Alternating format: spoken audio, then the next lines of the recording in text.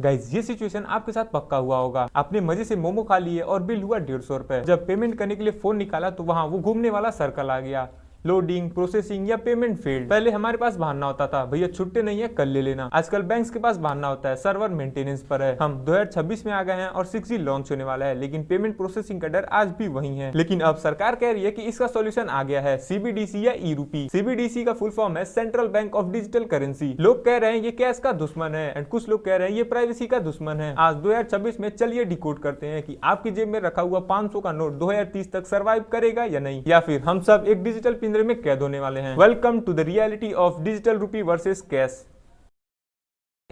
सबसे पहले एक कंफ्यूजन दूर करते हैं जो 90% इंडियंस को आज भी है। लोग पूछते हैं, अरे भाई जब यूपीआई मस्त चल रहा है तो हमें ई-रूपी या डिजिटल रूपी की क्या जरूरत, गूगल पे, फोन पे, पेटीएम सब कुछ मोबाइल में है तो अलग ऐप क्यों डाउनलोड करूं। समझाता हूं। इमेजिन करो आप किसी को व्हाट्सएप पर मैसेज भेज रहे हो। यूपीआई एक व्हाट्सएप मैसेज की तरह है जो आपके बैंक को बोलता है, हेलो एसबीआई, मेरे अकाउंट से निकालकर 100 रुपए रमेश के अकाउंट में डाल दो। इसमें 3 लोग इन्वॉल्व है, मैं, मेरा बैंक और रमेश का बैंक। लेकिन ई-रूपी ये मैसेज नहीं है, एक डिजिटल कैश है। जैसे मैं अपनी जेब से 100 रुपए का नोट निकालकर आपके हाथ में देता हूँ, यहाँ बीच में कोई बैंक नहीं आता। वैसे ही ई-रूपी मेरे फोन से निकलकर सीधा आपके फोन में जाता है। याद है वो दिन जब संडे को दोपहर में बैंक मेंटेनेंस का मैसेज आता था और हम सोचते हैं अभी तो हमें पिज्जा ऑर्डर करना था। ई-रूपी का सबसे बड़ा सेलिंग पॉइंट यही है, इट्स अ फाइनल स्टेटमेंट। पैसा गया मतलब गया, बीच में कोई मिडिल मैन नहीं।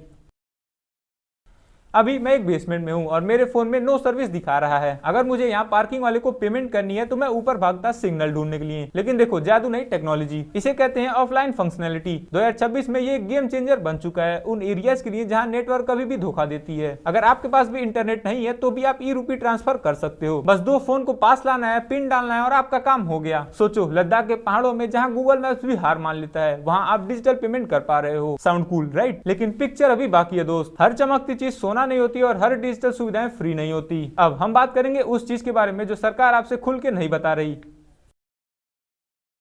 कैश। इसकी एक खासियत है, अगर ये 100 का नोट मैं आपको दूं, आप इससे दूध खरीदो या पेट्रोल भरवाओ या डोनेशन में डाल दो, इसको कोई फर्क नहीं पड़ता। इसे कहते हैं फंजाइबिलिटी ऑफ फ्रीडम। लेकिन ई-रूपी वो सिर्फ पैसा नहीं, वो एक प्रोग्रामेबल कोड है। इसका क्या मतलब है आप ध्यान से सुनना, क्योंकि ये पार्ट आपके होश उड़ा देगा। इमेजिन करो साल है 2030 और इकोनॉमी थोड़ी स्लो चल रही है। गवर्नमेंट चाहती है कि लोग पैसा बचाए नहीं, वो खर्च करें ताकि मार्केट स्मूथली चलता रहे। अचानक आपके फोन में एक नोटिफिकेशन आता है, गवर्नमेंट ने आपके वॉलेट में 5000 रुपए सब्सिडी डाली है, लेकिन ये पैसा 30 दिन में एक्सपायर हो जाएगा। क्या करोगे आप? मजबूरी में खर्च करोगे, क्योंकि इस पैसे को आप सेव नहीं कर सकते। मान लो सरकार डिसाइड करती है कि सिटीजन्स को हेल्दी बनाना है, वो ई-रूपी पर एक कोड लगा देंगे कि ये पैसा सिर्फ हेल्दी फूड के लिए यूज होंगे, जंक या शराब के लिए नहीं। आप किसी लिकर शॉप पे गए या कोक खरीदा या कोई फास्ट फूड आइटम, फिर आपने क्यूआर स्कैन किया और मैसेज आया, पेमेंट डिक्लाइन, अनऑथराइज्ड परचेस। आपका खुद का पैसा लेकिन कंट्रोल किसी और का। ये कोई साई-फाई मूवी नहीं है। चाइना में डिजिटल युआन के साथ ऑलरेडी ये एक्सपेरिमेंट हो चुका है। ये है स्मार्ट मनी का असली चेहरा। ये आपको कंट्रोल कर सकता है लेकिन आप इसे नहीं। हम सब की लाइफ में कुछ खर्चे ऐसे होते हैं जो हम दुनिया को नहीं दिखाना चाहते। गलत मत समझो, मैं कोई एड्रेस की बात नहीं कर रहा। सोचो आपको अपनी गर्लफ्रेंड के लिए कोई सरप्राइज गिफ्ट लेना है या फिर आपको अपने प्राइवेट डॉक्टर को फीस देनी है और आप नहीं चाहते कि ये पैसा बैंक स्टेटमेंट में रिफ्लेक्ट हो। यह सिंपल सी बात है, आपने अपने दोस्तों के साथ चुपके से पार्टी की और आप नहीं चाहते कि घर वालों को पता चले। कैश इज एनोनिमस, ये चुगली नहीं करता। लेकिन ई-रूपी, हर ई-रूपी का एक सीरियल नंबर होता है। आरबीआई से निकलकर मेरे पास आया, मैंने दुकानदार को दिया और उसने होलसेलर को दिए। हर मूवमेंट ट्रैक हो रहा है। सरकार के पास एक बड़ा डैशबोर्ड है, वो एक क्लिक में चेक कर सकती है कि राहुल ने पिछले महीने कहां कहां खर्चा किया। और यही सेम चीज यूपीआई में बैंक्स जानता है, लेकिन कैश में कोई नहीं जानता कि मैंने किसको दिया और कब दिया। ई-रूपी में सेंट्रल अथॉरिटी सब कुछ जानती है, लेकिन क्या हम इतनी ट्रांसपेरेंसी के लिए तैयार हैं?